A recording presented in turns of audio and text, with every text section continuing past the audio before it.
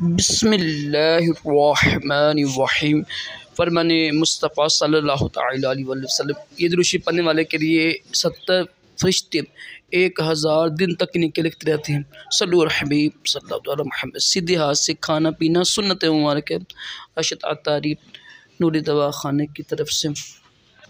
और आप देख रहे हैं मुजर्रब नुस्खे। एक नुस्खा लेकर आया हूँ शुगर के हवाले से। बेहतरीन नुस्खा है, अगर आप परहेज़ करें, सादी नुस्खा इस्तेमाल करें, मैं कहता हूँ इंशाल्लाह 1 महीने में आपका शुगर का लेवल कम हो जाएगा। ठीक है, परहेज़ बहुत ज़रूरी होती है। नुस्खा मैं ऊपर लिख दूँगा, बड़ा आसान नुस्खा है, 4 चीज़ों पर मुश्तमिल है। सबको पीस लीजिएगा। सुबह शाम खाने के बाद आधी चमची खानी है आपने, नीम गर्म पानी के साथ खा लीजिएगा आप। और परहेज़ करें इंशाल्लाह इस नुस्खे की बरकत से ना, और परहेज़ की बरकत से शुगर कम हो जाएगी।